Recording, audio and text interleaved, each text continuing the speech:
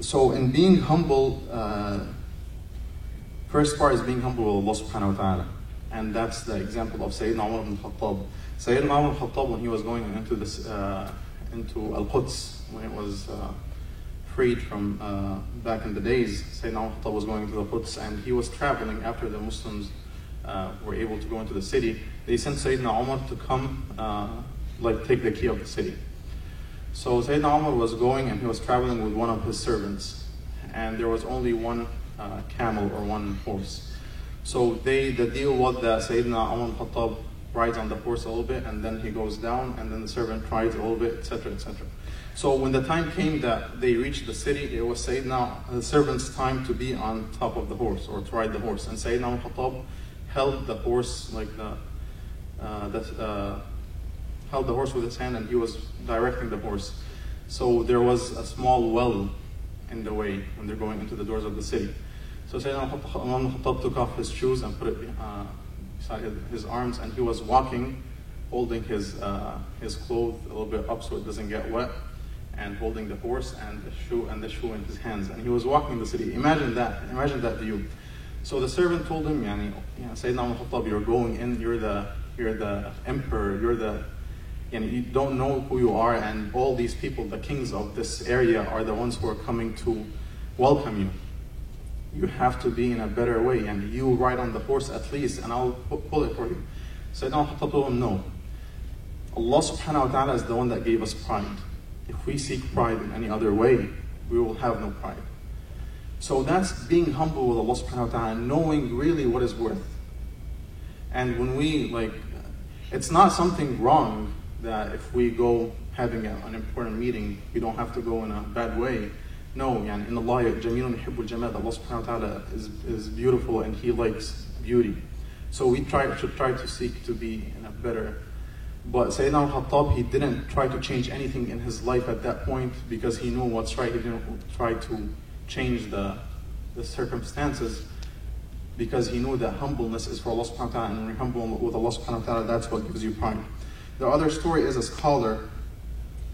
He was from Morocco. His name was Az-Zayyad. He was a very famous scholar back in the days, and he used to sit in his circle, used to sit another 400 to 600 scholars each time to learn from him. So he was, and the 400, 600 were scholars as well, so they came to seek knowledge from him. So after he finishes his circle, or study circle, he goes into his house, begins cleaning, and goes to the market and begins buying food, etc., etc. So even though that he's this famous scholar, he still didn't stop from, he was not arrogant to say, no, I'm not going to do this, or I'm not going to do that. The other point is being humble with people, and a couple of tools that we can try to develop is helping your family. And we have the famous example of Prophet ﷺ, how he used to, in his home, he used to help in cleaning and cooking, etc. He used to help with everything at home. He never said that, I'm the head of the household, and you take care of the house, to his wife. No, he used to always help. The other thing is not feeling that you are better than others because of a position. If you have a powerful position and you never seek or never feel that you are better than the others. The Prophet ﷺ, when people used to come to visit him, they used to be afraid of him. He's the Prophet ﷺ, he's the very powerful person, even in the terms of this dunya. So the Prophet ﷺ used to tell them, no, I'm just a servant of Allah subhanahu wa ta'ala. And that's when he refused from his companions to call him anything but the servant of Allah subhanahu wa ta'ala. Being humble with the believers, and we have the example of Prophet ﷺ. The companions used to say that any woman who's walking in the street, she could take the Prophet ﷺ, take him with her without him saying anything, and he used to go help them do whatever they want. And then, so imagine the Prophet ﷺ, the king basically at that time, and any woman can come on the street and you just tell him, I need your help with this, and makes him help them. Helping others, when you find someone in need, never hesitate to go help them. Sayyidina Umar ibn Khattab, when he was Amir al-Mu'mineen, he used to, once he was walking in the city and he found a woman, she was fixing something. So Sayyidina Umar told her, no, this is not how you fix it. And he went and tried to help her herself and showed her how to fix it. The last part before we take a break, looking at the positive sides of people.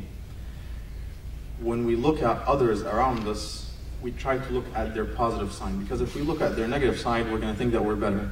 So if I look at someone beside me and say that he's not smart enough, that means I'm smarter. So that's building my ego, that's making me admire myself. But when you look at people around you and think in a better way, so if you look at someone poor, you say that that person, on the Day of Judgment, he's going to have his questioning is going to be a lot easier than mine. When you look at someone who's a scholar, you say, mashallah, he has a lot of knowledge, he's better than me. When you look at someone who's very young, you say, he's new to, he didn't sin a lot, he doesn't have a lot of sin, he's still young. When you look at someone older, you say, mashallah, he worships Allah subhanahu wa ta'ala a lot more than me.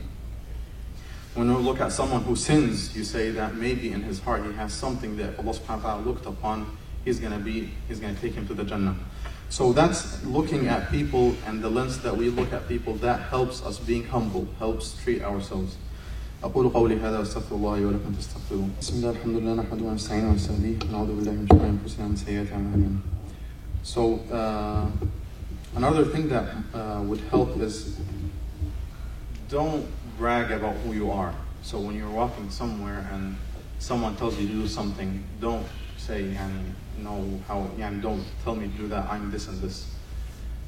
Sayyidina Salman al-Farisi, when he was the head of the market, at one point, a person who came from another city, he came to buy some stuff. So he found Sayyidina Salman standing, he didn't know who he was. So he told him, come carry this for me. So Sayyidina Salman went and he carried it and walked with it.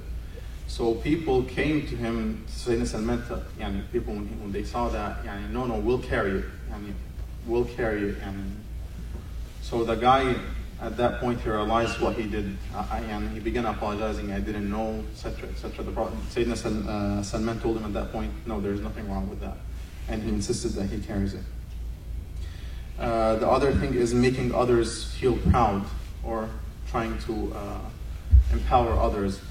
Ata ibn Abi Rabah, one time he was sitting in a gathering, and one of the people was saying something. So another responded to him saying, no, I already know that.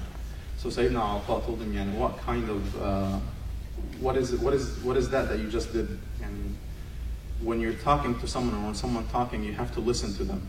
Even if you're the one who told him that, just listen and make him feel that, and yes, he knows it.